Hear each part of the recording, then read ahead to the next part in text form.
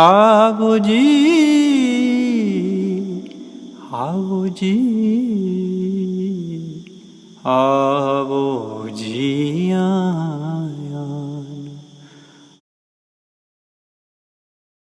We will now begin with our second session for the evening with Preeti Gill in conversation with Vidhie Mukerjea about her book, The Devil's Daughter.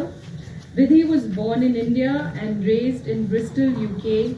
She graduated in international business from Barcelona, however, has pursued writing and art instead. The destination printed on her flight ticket is the point of her inspiration, and people, their culture, their food, their relationships, and their way of living enlighten and motivate the artist in her.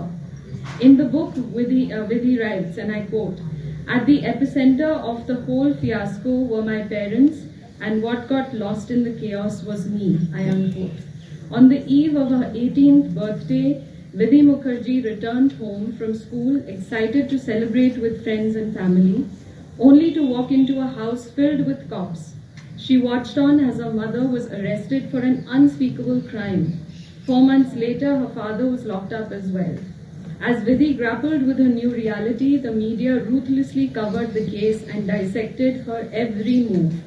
She was portrayed as a devil's child by society, the press, and ultimately it was how she began to view herself. Where does an 18-year-old me go from here, she wondered. Where does my family go from here?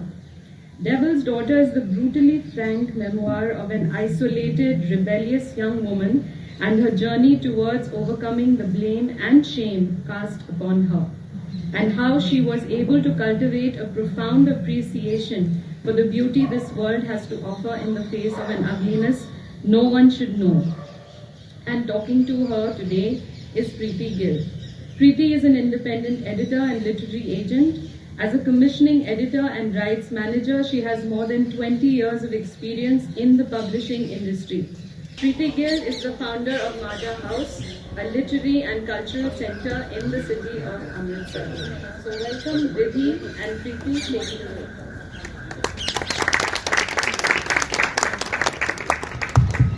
Thank you, Sita. And thank you everybody for being here this evening. It's really lovely to see everybody and see the lawn picked up once again. So just want to say thank you to you. And a big warm welcome to you, Vidhie. Thank you for coming to Majha House and for the very first live session that we are hosting. I'm seeing after a great many years. You were a child, I think, when I saw you last, and a lot has happened in between.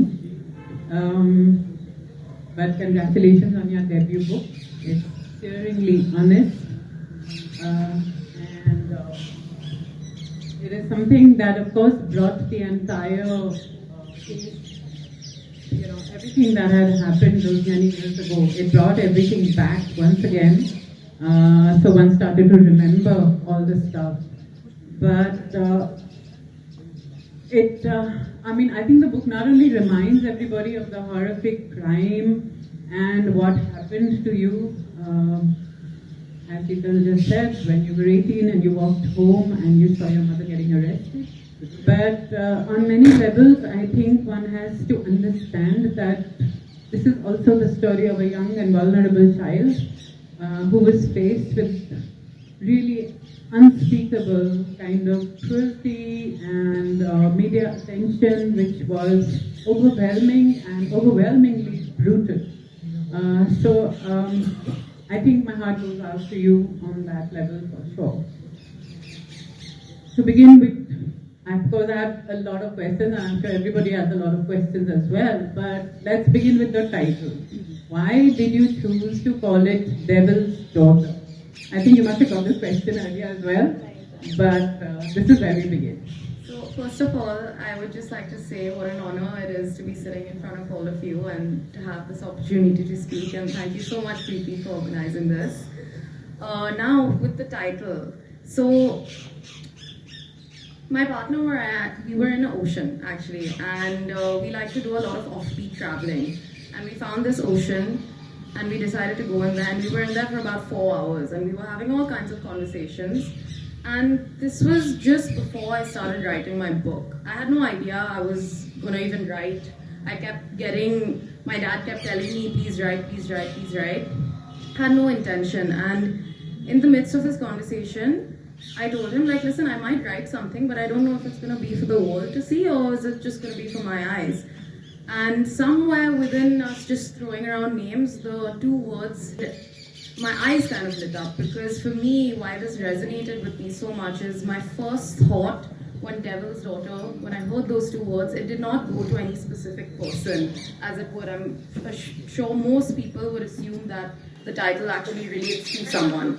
For me, it actually felt more like a metaphor, because instantly I was reminded, this is how I felt like I was looked at by, the media, the law, and as it was said in the blurb, that's how I began to view myself. So more than anything, and the way my book is written, it's a book it's quite a read in between the lines book. And I think my title reflects that. And it's very open to interpretation. So to understand the full meaning of Devil's Daughter, one has to read the full book. And I think every person that reads the book has their own kind of meaning to what the title means. So, on the eve of your 18th birthday, as you walk into the house, let's go back to that day. What happened and what did you feel? I'm sorry, I'm sounding horribly like an interrogator, but I do want to know. No, it's absolutely fine. I'm an open book. So I was in school, and just before that, I was actually in boarding school in England. And my parents brought me back to India to study for a year before going into university. And I was meant to go to university into London that same year. And it was the last day of my school. And I finished, said bye to all my friends, went outside, and usually my driver comes to pick me up, but I didn't see him there. And then the lane was just getting empty. I tried calling him, no one was picking up. I called my mom, no one was picking up. The home phone, no one was answering. Then finally, I got a hold of my dad. He was playing golf at that time. And he said, okay, catch a cab, take a picture of the number plate, and then send it to me. So I got home. I didn't have any money. So I'm calling my maid frantically. I'm calling the landline. No one is answering. Then finally, someone comes down. She was basically like my second mom. She comes down, she's all frantic. She's just like, there are cops all over the house, everywhere. I was just like, what? I go upstairs, I see about 20 cops, literally. They're just all rummaging through everything. And I wasn't a very patient kid back then, so I was quite boisterous. I went up to the cop and said, what are you doing here? Do you have a warrant? 17 years old, turning 18 the next day, and I see my mom sitting calm and composed on a couch. And she said, they say that it's a hit and run case, so it's all a big misunderstanding. So obviously I was just like, okay, yeah, this is obviously just some big mix-up, and Papa will be home soon, and he'll figure it out. Then the next memory I remember is my mom being taken away with all these 20 cops, my dad going to help her, and I didn't see her for a year after that. And I still had no idea what was going on. I wasn't feeling anything at this point. I was just trying to pretend none of this was going on. And suddenly I get a text from my friend from school saying, hey, are you okay, by the way? And none of it would have registered to me that, oh, the media would have caught on to this, nothing. And I was just like, what do you mean? And she sent me a screenshot of a headline from Times of India saying that my mom was arrested for murder and so and so and so. And at this point, I just had I wasn't even shocked. In fact, I just went completely numb. It's almost like the switch turned on for me to put this force field around me and pretend none of this is going on. And you won't believe it, my next reaction was I looked at my friend and said, okay, let's order pizza. I had no idea what to make of it, so I just completely shut off. I remember that. I didn't cry for about the first 2 months of when this happened. And then my father came home, we spoke about everything, and we just couldn't make any sense of it, because all these details were coming. Then on top, we didn't even have room to think because the media was just bombarding us. In about 20 minutes, there was 100 vans outside our house. You know, I was getting calls from random numbers. I was getting messages from a whole bunch of people. My Instagram was flooding up with hate messages. I didn't have any room to think. So my dad said, okay, Vidhi, this is not the time for you to stay in Bombay. You need to go to London. He packed me off to London, and he told me, he was just like, I'm going to come there in a month. I need to sort some stuff out here. And at this point, all of the family had come down to Bombay. You know, the house didn't look the same. Nothing looked the same. So I went off to London, and I just pretended that this wasn't happening to me. So when I got into university, it was almost like a new identity. You know, I literally forced myself to believe that, okay, I'm this normal person with a normal life. So if I made friends in college and they would say something as, oh, you know, my mom called me today, I was so irritated, I would say, yeah, I know, I get that feeling, you know, same here. Like, I almost made myself believe that, yeah, the same thing, I'm completely normal. And I just went into a whole route of essentially escaping my reality. And the trouble started from there. So also that part of the reason probably also was because you did belong to a really high profile family. You know, both your parents have been in so much in the media, Claire, in any case. You know, I mean, everybody knew Vidhie Mukerjea, everybody knew Indrani, INX, you know, all sorts of things which were in the news even before that, and people knew about your family. So this sudden, I mean, it's not a sudden thing, the media attention, but the cruelty of the attention, especially when, you know, they were focusing on you, for example, you know, walking into board, or what you were eating, or what you were thinking, or what you were, you know, dressed like, or whatever it might be, who you were hanging out with, what was, what they presumed was in your head, that you didn't care, whatever. Just take us through that a little bit, because a lot of these people were actually friends of the family as well, and you write that in the At the start, I tried ignoring it as much as possible, because when you're dealing with a problem with that in that magnitude, you have to tune it out, right? And of course, we'd be seeing articles and newspapers, and everything was about us for like a few months. And when I went to London, it was quite less, but I would still get calls, but I still didn't have a problem because I was strong enough to ignore it.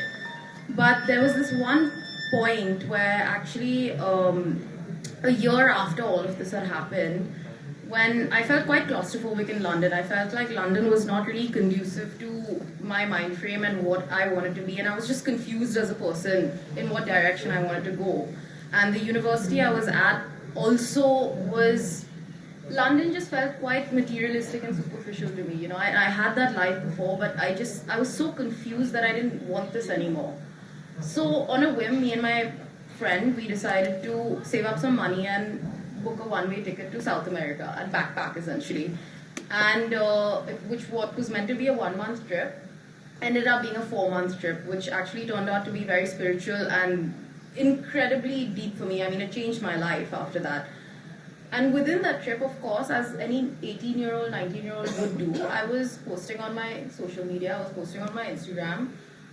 I didn't think it was that big of a problem. I mean, I knew I could have probably cut down, but I was also a person that, you know, I was just like, it doesn't matter if I'm posting. No one's gonna like pick on me, you know, because I'm posting something on social media. I think a couple of days before my birthday, an article came out, just literally focusing on me and assuming that I've gone gallivanting to South America on a very high budget trip, and just making up things where I was shocked. There were like a lot of facts that were misrepresented, a lot of pictures of me that were taken from 3 years prior to the incident to back up that article. And I lost it. I mean, I was just like, and this person who wrote the article, actually, she was a family friend who knew us very well, and in fact wrote many articles about my parents in a good light before all of this happened. And then when she attacked me as a person, as a woman, especially, she stood up as a feminist. She represented herself as a feminist, and that's when I really I was hurt more than anything. So I kind of lashed out. I wrote an article back.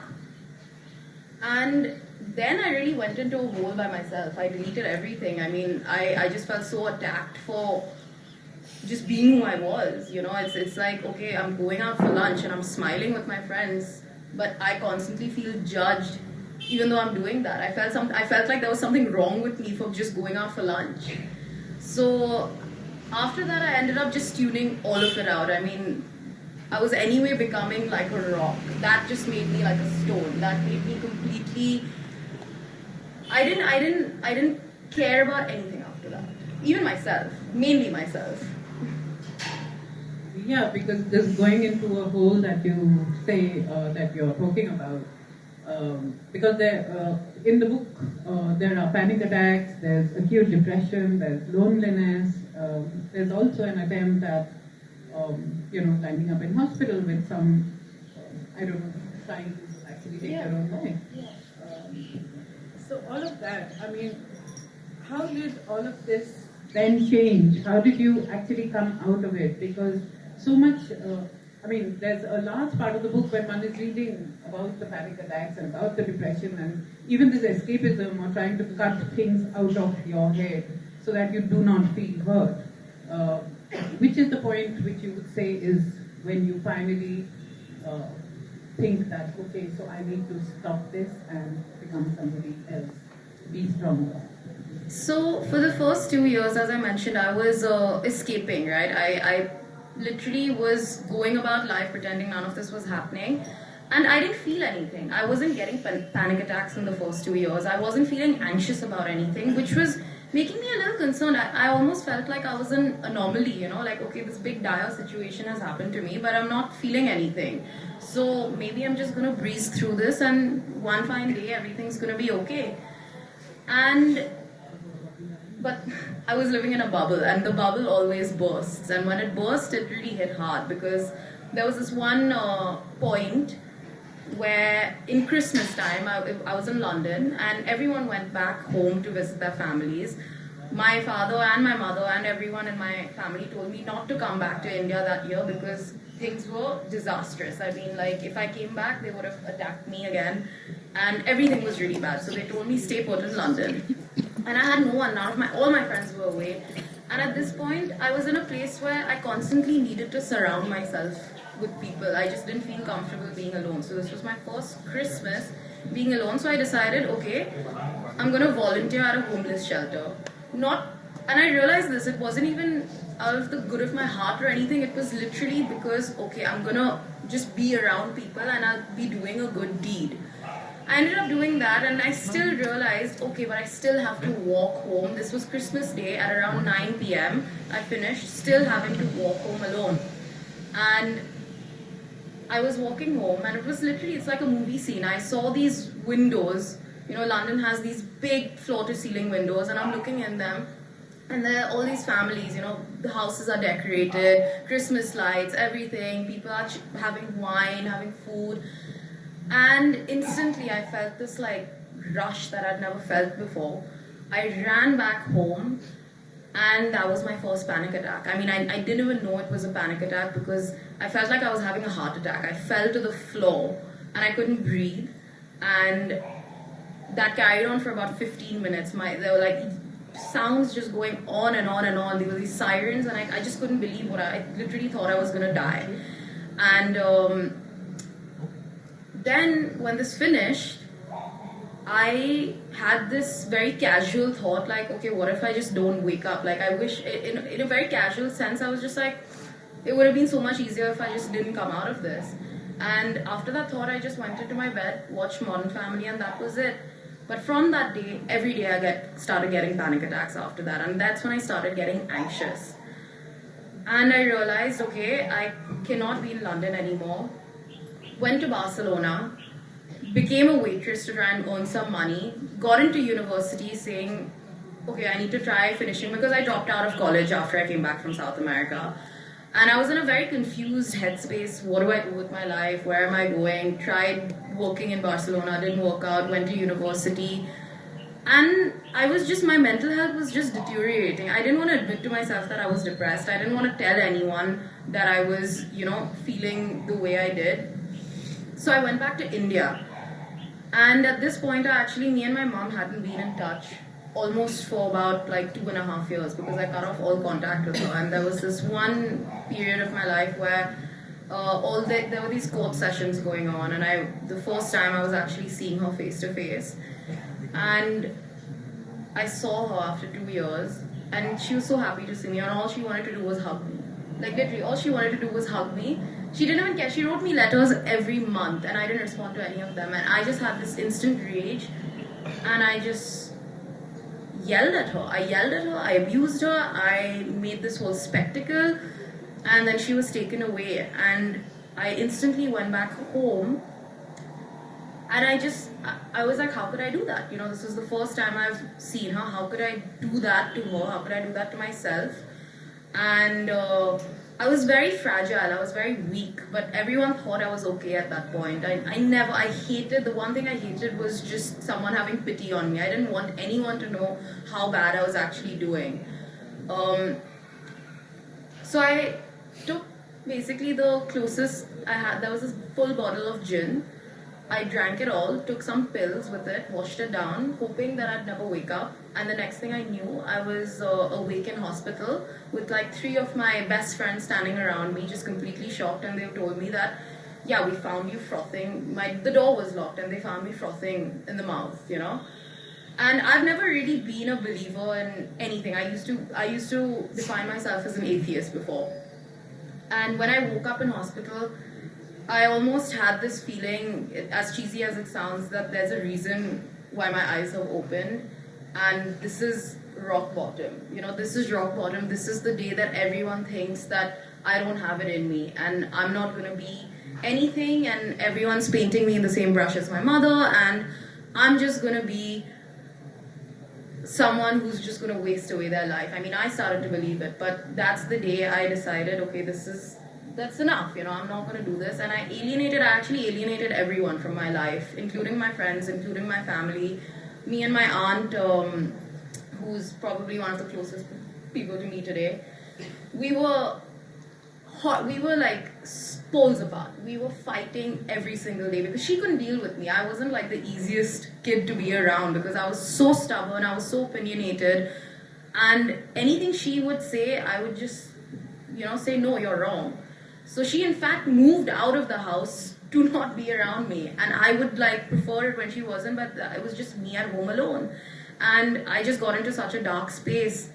So I decided, okay, I'm not going to take anyone else's help because everyone has offered their help to me. I've just not taken it. In fact, I've pushed everyone away.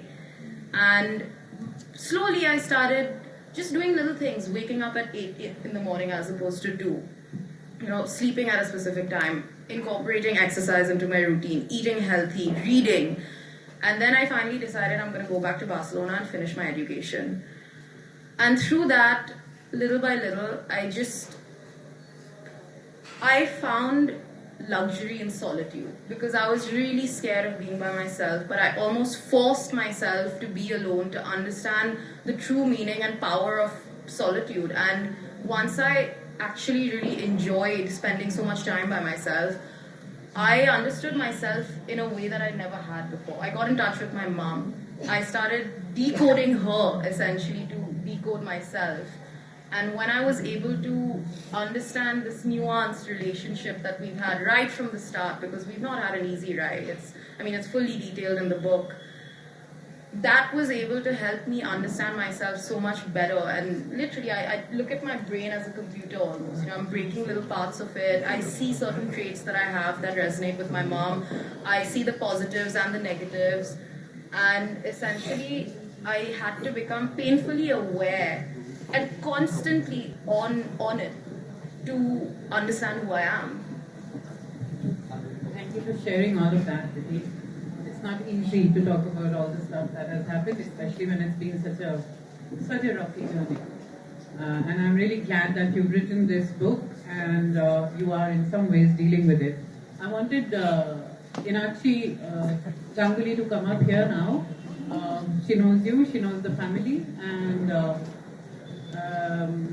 she works with children and human rights, and I thought it might be good to have her here.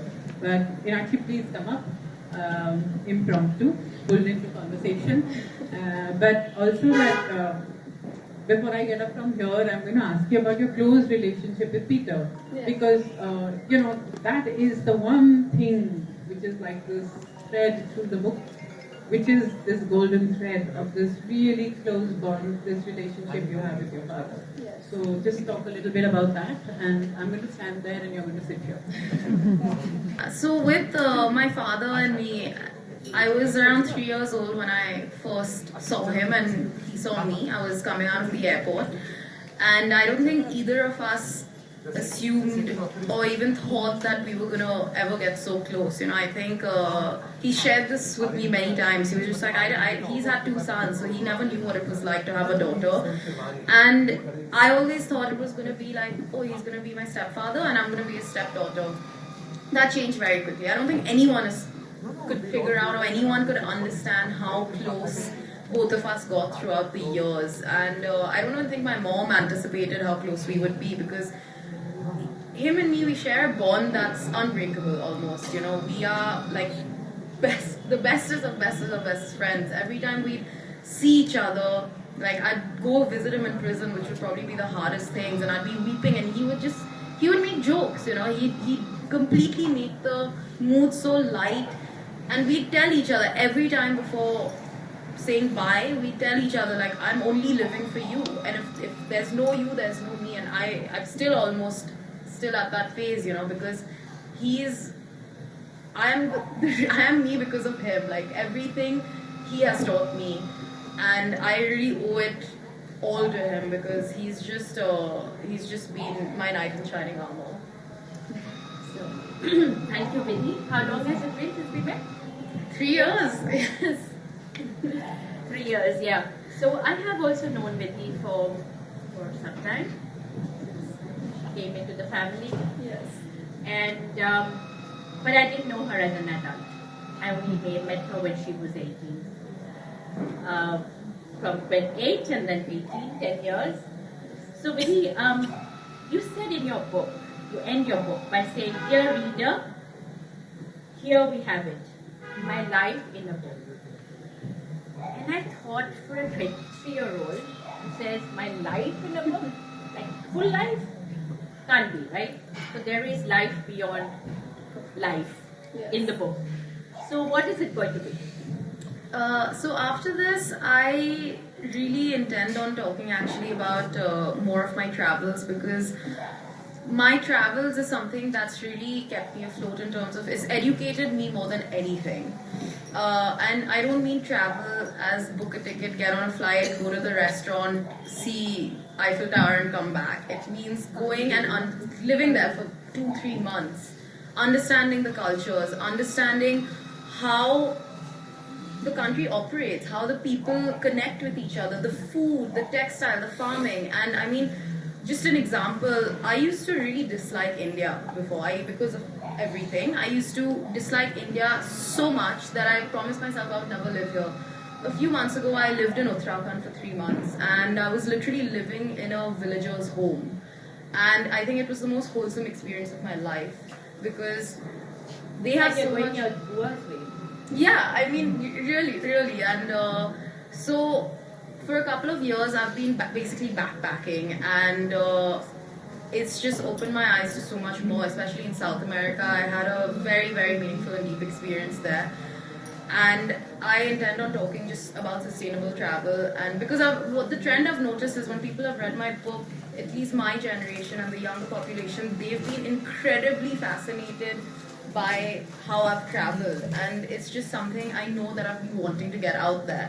So hopefully that, I love drawing, I love cooking, so if I can amalgamate all 3 somehow. I have been wrapping my head around how wise you sound. I mean, with this sort of great, could I say, क्या बोलते हैं, बहुत ठहर के, बहुत सोच के, बहुत ठहर के, बहुत सोच के, and give a lot of wise wisdom to everybody. And I notice when you do these sort of programs, and I've been watching you, everyone seems to be asking for advice now. Like you're like this new gen psychotherapist online. Vidhie, I feel suicidal, what can I do? Vidhie, I am feeling sad, what can I do? And I'm just wondering, I mean, is that also the role that you see for yourself? I mean, more than anything, so this is really interesting that you've asked this, right? When people go through a very traumatic situation, I've come to see that people look for relief in external things. So you go through something and your instant reaction is, okay, I'm going to talk to a friend. Oh, I need to go visit a therapist. I need to, and I agree, like, listen, therapy is great. It's a great third opinion, but the true healing comes from when you're talking to yourself. That's when I started actually learning. I myself educated myself. Like, I came across this thing called Shadowwork, which is actually a very foreign concept, even in the West. I came through this because there was this portion of my life where I was really interested in ancient philosophies, such as Hinduism, Taoism, and as you spoke about the rabbit hole when you're on the internet, one thing leads to another. And I came across this concept, Shadowwork, and it's a self-psychotherapy where you're essentially questioning yourself and asking yourself the darkest and deepest parts about, so you're addressing topics such as jealousy, insecurities, your family, sexuality, and you're getting really, really dirty with yourself. You feel uncomfortable. So it's almost like you're becoming a self-help guru, right? Online? My advice is you need, like, I would say talk to yourself, because see, it's not easy when people say, oh, talk to someone else. It's really not easy to just open up to someone, right? In fact, it's not even easy to open up to yourself. But you have to get uncomfortable with yourself to understand who you are as a person, because there are two sides of us. There's a light side and a dark side. And a light side is what we show everyone else. I'm talking to you guys, and this is my light side that I want to present myself to you. Our darker side is our shadow self, what we feel repressed, we feel shunned by society. You know, we see glimpses of this when we're arguing with someone. And that is our shadow self, and that is what we need to try and understand. And since I started doing shadow work, I haven't had a panic attack since then. I mean, it's a really tough, penetrative process, because when you're doing this, you almost look at yourself and you're like, am I this person? Like, am I this terrible, horrible person? But you then come to accept it and you fall in love with yourself, right? You have to understand the dark parts. Like, for there to be light, there has to be dark, and vice versa. Every one of us has some really dark sides. And I work on violence, and I work on, you know that. Yeah. So I see it, so Yeah. I know what you're talking about. But it's just so incredibly hard for a young person. Now, I mean, you've got the level of visibility that you've got in a positive way is incredible. Like, it's just, you're everywhere, you're on the internet, you're doing a talk almost every week, if not more frequently. And this level of high is not very easy to sustain. Or are you planning to keep that high going? I mean, are you going to do more books and become this star again? And you know, star is reborn. I mean, what is it that you would? How do you see that this level of visibility and carried forward? And visibility, of course, as you know, brings the dark side. Of course. It's a two-edged, sort of double-edged sword in many ways, you know. So basically, I think in this day and age, to be given a platform to speak, it's a privilege. And many people misuse it by, you know, I mean, it's their choice, but I think if I'm being given a platform to speak, I have to push forward the narrative to help people. And that's something I realized, because we all go through different issues on surface level. You know, someone's dealing with a divorce, someone's dealing with a breakup, someone just got fired, and underneath that, we all feel anxious, we all feel depressed, we all sometimes have suicidal thoughts. Therefore, we all need similar healing. You know, it doesn't matter, you and me are going through completely different issues, but underneath we're both feeling anxious. And I feel that we need to help each other. I mean, like, we need it, because mental health is such a taboo topic, right, in India still. As forward thinking, as ahead as we are, it's still, people are so scared and ashamed to come out and say that I'm not okay. And for me, I'd like to push the fact that it's okay not to be okay. In fact, it's normal not to be okay. And as you know, I wanted to actually touch upon this, because you said I sound wise and beyond my years. You guys also need to give us credit, like us millennials and Gen Z. We are smarter than you think. Seriously, trust me, when people say, oh, I'm the same, I'm like, I'm in fact in my group, I'm like the least smart. Seriously, we need to get more credit because the younger generation, I truly believe every generation gets smarter and we need to listen to what they're saying. Exactly. I was hoping you would say that. I was really hoping you would say that. And as two aunts standing on two sides, we're incredibly proud of you. And I wasn't expecting to do this conversation. I was told, when I walked in, that Vicky said, come.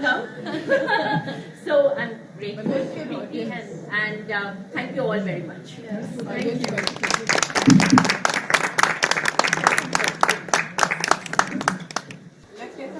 Questions? Anybody? Hi Vidhie, thanks so much for sharing your journey with us. As someone who's written a book, I know it's not easy to, particularly such a personal one, and what to put in and what to leave out. But you had spoken a little bit about, overcoming your depression. So what was the turning point for you, if there was one, where things changed and you not just with the book, but how you started to view things differently, and it was a dark time for you, so where did the light begin? So for me, it was actually quite a gradual process. The first of it was actually when I woke up in hospital, and it's a feeling that I can't really explain, right? Because the moment I opened my eyes, I had this instant realization that there's a reason why I've opened my eyes, because I truly believed that was it. And that's the first kind of layer that I had to peel. After that, it was then when I started getting panic attacks. And I realized, okay, if I'm getting panic attacks, if I'm understanding and if I'm getting anxious about these things, that means I'm sort of going down a right way. I'm finally, slowly starting to accept reality. I still wasn't accepting reality. And I think it was just as I was writing my book when I realized the true story that I held, and I felt empowered. In fact, I felt so embraced by my own story and what it had for me. And that moment of realization allowed me to just take my story to the next level and just, push it forward, that I need to put it out there, because I was so scared. I was just like, what are people gonna think? How am I gonna write about this? But as I was noting it down, because when I was writing my book, in fact, day from the last 6 years. Seriously, it's weirdly twisted, but I can tell you, if you pinpoint a day, I can tell you what I had for lunch on that day. So I didn't even realize that all of this was etched in my brain so intensely. And that's when I realized that there was something there. And through writing my book, I was sort of healing myself slowly. Just to ask another question, but how do you handle the fact that you have a very public life? And with the case, but also now that you've written your book, have you handled the fact that any random stranger now knows intimate details about the last couple of years? Is that I mean, I know that you only shared as much as you'd like to know, but there is whoever picks up your book now knows all these details about you. And what was that decision like, and how did you decide how much you want to share? Yeah, so I mean, it was obviously really intimidating before my book came out, because I was just not sure about how people would react. And before that, anyway, my whole story was out for 5 years, and in that case, people were just making their own assumptions. After I wrote my book, I was just like, this is my story. After that, if people make their own assumptions, it's on them, Yeah. And for me, I welcome it. Like, if someone, I'm really happy to kind of sit and talk. Someone can ask me the most personal questions and I'll answer them, because I feel that it helps me. It doesn't only help understand them. Whenever I sit and answer questions, whenever even every talk I do, even this talk, just talking to you guys, it helps me in sort of ways. It heals me that little extra bit. So I think you answered my question, but I still like to repeat it. How about writing as a therapy? Why writing? Why not something else? And it must be very difficult, revisiting your past and writing all about those dark days, which we usually choose to forget, and we try to move on in our life. So why writing as a therapy? So originally it actually didn't come to me that I was helping myself and this was cathartic when I was writing. I just started writing and I almost went into a trance. Then when I started remembering every single day, because there were so many instances I just forgot what was happening, right? And then I suddenly remembered, oh my god, this day happened. Oh my god, I did this in this day. And that's when I realized, like, it was really tough in those moments. As I was going through those moments, sometimes I would just stop and I would just cry for hours and be like, oh my god, is this what I was feeling like? And suddenly all these emotions would come back. But the next day, I'd just slowly feel like there was this weight being lifted off my shoulder every time I wrote a word. It's literally that much. And it helped me heaps. But what helped me more is the shadow work that I did by myself, is the constant questioning, trying to understand my strengths and weaknesses, who I was as a person, who I want to be. All of these just completely in a mode of just finding who I am, and just by myself. There was no one else, and it's really scary and super intimidating, but it made the world of a difference. I mean, seriously, like, I came out and I'm so in control, essentially. I'm nowhere near healed. I mean, it's a process every day. There's so much that I have to go through every single day that I welcome it. You know, people ask me, like, how do you get through the bad days? I actually don't look at them as bad days. I completely welcome them because I'm happy to go through the negative emotions because I know I'm going to learn something out of that. So, it took me a lot of time to have that realization. You just said that you met your mother after 2.5 years. One question would be why? And when you met her, it's not a very pleasant, you said, reunion, right? So where was the mutual support system of mother and a daughter? Sorry, can you just... Where was the mutual support system of a mother and a daughter? You met her after 2.5 years. Yeah. It's not a very happy occasion, if I remember what you said. Yeah, so the first time I met her, I didn't expect to meet her and it turned quite sour very quickly. And after I went through my whole hospital episode, I just felt so lonely in a way that I didn't really trust anyone around me, and I didn't let anyone come into my circle, which was only a circle comprised of me. And I just felt that I needed to know that there were people who loved me, and that being my father and that being my mother, you know. Whatever we said, she has always, I know she's always loved me. She's said she's done everything for me. All of that has happened, to which I've also addressed that to her. So I went back to her and I apologized to her, and we had a very emotional meeting. And I told her, I was just like, I don't want to talk about the case. I don't want to talk about what you may or may not have done. I want to get to know you as a person. And if you're open to that, we'll do that. You know, ask me how I'm doing. Talk to me about your life. Who are you to me, and because all of this time has been lost.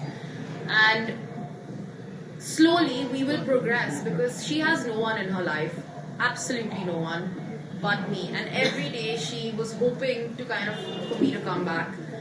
And as a daughter, I thought I wouldn't be able to live with myself if I just cut her out of my life. You know, for a long time I felt this pressure from the world, in fact, that I can't talk to her because everyone will think, oh, it's so bad, or like, you know, how can you talk to her, blah blah blah. And I really felt that pressure, and half of why I didn't talk to her was because of that. I discarded all of that. I mean, still a lot of people think it's really crazy and whack that I have a relationship with her, but me as a daughter, it's my duty to understand her. I will give her that chance that she needs, you know, and I'm if there's anything I've learned from her, is that I'm a very good judge of character. I trust my intuition more than anything, and I think we as humans, we have such a strong intuition, and we need to believe in ourselves more, you know. If your gut is telling you, believe it.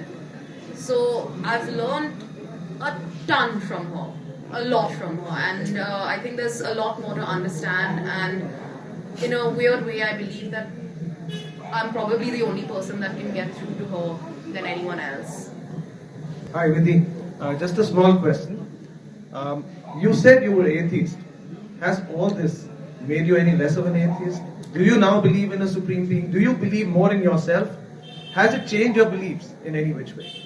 Absolutely. I mean, day and night, you know, because before I didn't believe in anything. I mean, there was this one period where my father actually had a heart attack, and he was in the hospital and they were doing an open heart surgery. And I remember just falling knees down, and I still didn't believe in anything, and I just looked up to someone and I just screamed at the sky. I was just like, if you're there, why are you doing this? Why are you doing this? If you make him better, I promise you, like, I'll succumb. After that happened, I still didn't succumb. It was more my own self journey. Like, after I started understanding, I read this book called The Power of Now, and I understood the true meaning of actually being in the present moment and how it started changing my life. And just reading a lot about ancient Hinduism, the ancient Vedic philosophies, understanding my own culture and where I come from, that changed a lot in me. I started meditating. I picked up, like, I wouldn't say I follow any religion specifically. I have in fact taken little bits from every religion. I really resonate with Taoism. I resonate a lot with Hinduism, and I've made it almost my own way, you know. So it's that, and when I was in South America, I had a very intense ayahuasca ceremony experience that kind of took me to the next level in terms of what plant medicine is and what these things we have no idea is, because I'm no one to say that this exists or this doesn't exist. It's my own experience, you know. I've truly come to realize, if you don't believe in miracles, miracles aren't going to happen for you. If you believe in miracles, they will, and that's something I truly see every day. It's the power of thought. Truly an incredible journey that you've talked about. Yeah, a little louder, sorry. So, you know, when you talk about a relationship with your parents, to most of us, it's the strongest relationship, and that's the bedrock on which we stand on. What was it like to lose that confidence in that relationship? You know, suddenly you were here, you felt like you didn't know your parents. What was that like? Yeah, so, you know, parent-child relationships are very, very complicated, especially mother and daughter and father and son ones, with sometimes you're best of friends with them and sometimes you're speaking a different language. And that was the case with me and my mom for the longest time. And I think at the start, having my father taken away, that's when it really hit hard. And then when I realized both of them weren't there for me, I essentially had to parent myself.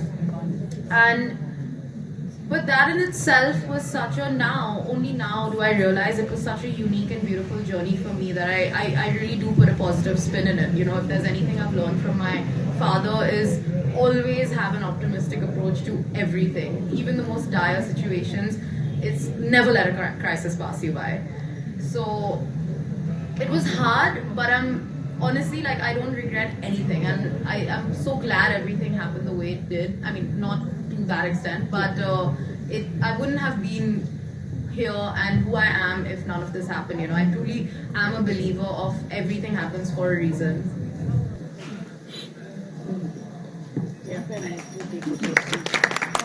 I know that we want to continue to ask her questions, but it must come to an end. I want to say thank you, Vidhie.